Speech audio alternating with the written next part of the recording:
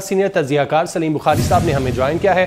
بخاری صاحب بہت شکریہ وقت دینے کے لیے۔ آرمی چیف کی زیر صدارت فارمیشن کمانڈرز کانفرنس کا اعلامیہ جاری کیا گیا ہے اور جو لوگ 9 مئی کے واقعات میں ملوث تھے ان کے خلاف اب آرمی ایکٹ کے تحت کارروائی کا فیصلہ کیا گیا ہے، کیسے دیکھتے ہیں اس کو؟ دیکھیے پہلی بات تو یہ ہے کہ جو ایک تاثر دینے کی کوشش کی گئی تھی کہ شاید یہ انٹرنیشنل پریشر یا سوشل میڈیا کے ذریعے پریشر ڈالنے کی جو کوششیں ہیں اس سے فوج کے ریزالو میں کوئی فرق آئے گا، آج کی اس کانفرنس کی جو پریس ریلیز ہے اس نے وہ سارے ابہام دور کر دیے ہیں اور بالکل وثوق سے اور پوری قوت کے ساتھ یہ کہا گیا ہے کہ وہ لوگ جو 9 مئی کے واقعات میں ملوث تھے ان کا تو خیر یوم حشر مقرر ہوگا ہی، لیکن جو اس کے پیچھے منصوبہ ساز اور جو سہولت کار تھے ان کی بھی خیر نہیں ہے۔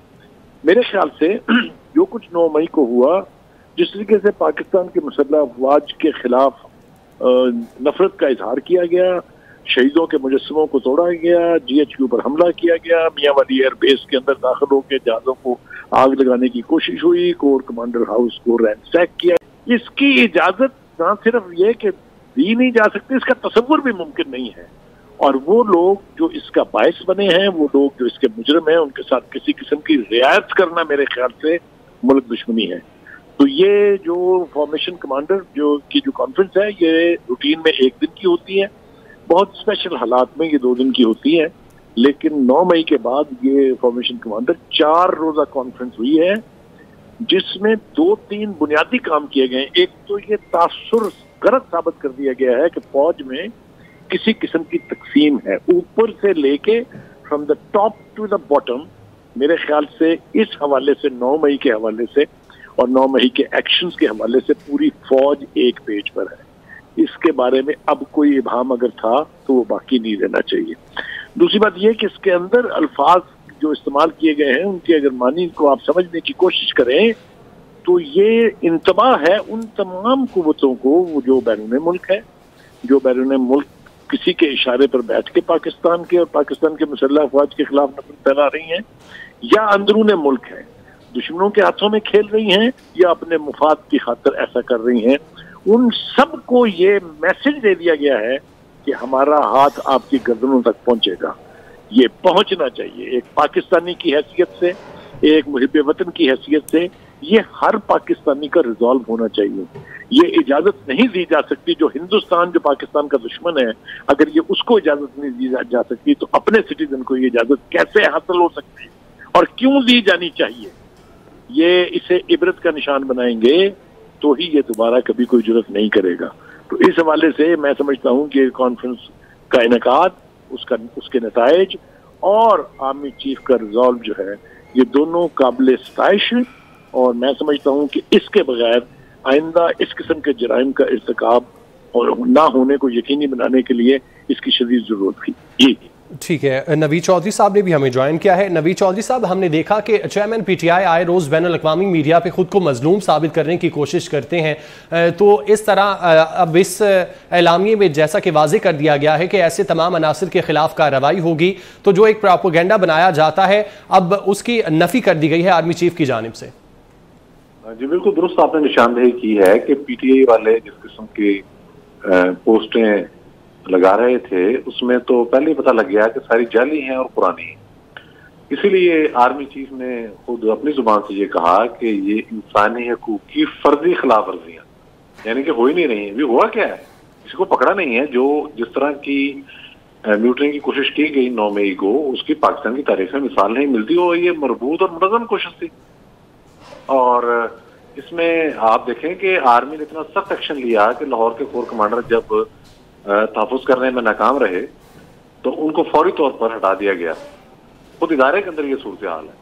تو اب باہر بیٹھے جو لوگ ہیں وہ یہ سمجھ رہے تھے کہ شاید اس معاملے کو ٹالا جا سکے گا۔ مجھے تو یہ سن کے حیرانی ہو رہی تھی اور ہنسی آ رہی تھی۔ لاہور ہائی کورٹ کے جج صاحب کہہ رہے تھے جن لوگوں نے کیا ہے جن کو جانے دیں، گھر جائیں، کھانا وانا کھائیں، میں ان کے وکیلوں سے کہہ دوں گا کہ ان کو سمجھا دیں۔ ذرا آپ اندازہ لگائیں کہاں کہاں سے سہولت کاری ہو رہی تھی۔ تو یہ میسج کلیئر اینڈ لاؤڈ ہے اور پریکٹیکلی ہمیں نظر بھی آئے گا، اور پوری قوم پاک فوج کے شانہ بشانہ کھڑی ہے۔ یہ ممکن نہیں ہے کہ آپ G H Q, corps commander house, air force کے جو دفاتر ہیں، آئی ایس آئی کے جو دفاتر ہیں، وہاں پر حملے کریں ایک منظم منصوبے کے تحت، اور اس میں جو سہولتکار کون کون ہے میں توقع کرتا ہوں ان کے نام سامنے آ جائیں گے. بہت ساری رپورٹ چھپ چکی ہیں. سب سے زیادہ سہولتکاری عدلیہ سے ہو رہی ہے. تو یہ میسج اب ہر ایک کو چلا گیا ہے کہ ابھی جس نے سہولتکاری کرنی ہے وہ بھی ظاہر ہے گرفت میں آئے گا. جس نے جو ماسٹر مائنڈ تھے اس کے وہ بھی گرفت میں آئیں گے. منصوبہ ساز وہ بھی گرفت میں آئیں گے. میں آپ کو ذمہ داری سے بتا رہا ہوں کہ ان سب کی نشاندہی کر لی گئی ہے. تو یہ جو شورا وہ کرنے کی کوشش ہے, کچھ لوگ کہہ رہے تھے کہ جی کوئی حالات تبدیل ہونے والے ہیں ہفتے بعد, یا یہ ہو جائے گا جو وہ ہو جائے گا, یہ بیکار باتیں. آرمی چیف نے خود اپنی زبان سے یہ جملہ کہا ہے کہ بگاڑ پیدا کرنے کی تمام کوششیں بے سود ہیں. یہ وہ نکمے لوگ, سازشی لوگ, گمراہ لوگ جو پریس کانفرنس کر رہے ہیں اور یہ بتا رہے ہیں کہ جی پتہ نہیں کیا ہو گیا تھا, کوئی بندہ ہمارا نہیں تھا, کسی ادارے کا تھا. ان بے شرموں کو اتنا نہیں پتا کہ ایک ایک بندہ ٹریس کر لیا گیا. ایک بندہ جو تھا جو کوٹ پہن کے لاہور کے کور کمانڈر اس پہ حملہ آور تھا, اس کو ایجنسیوں کو بندہ ظاہر کرنے کے لیے پورا زور لگایا ہوا تھا پی ٹی آئی نے اور اس کے جتنے بھی سپورٹرز ہیں, بڑے بڑے سینئر اور چغت قسم کے جو وکلا ہیں جو پریس کانفرنس کرتے پھرتے ہیں. آپ نے دیکھا کہ آج اس کی اصلیت بھی سامنے آ گئی. تو ہر بندہ ٹریس ہو چکا ہے. یہ کریک ڈاؤن ہوگا. آپ نے دیکھا کہ مین اسٹریم میڈیا کے حوالے سے تو چیزیں کنٹرول نہیں ہیں. سوشل میڈیا پر بھی ہمیں دیکھنا پڑے گا.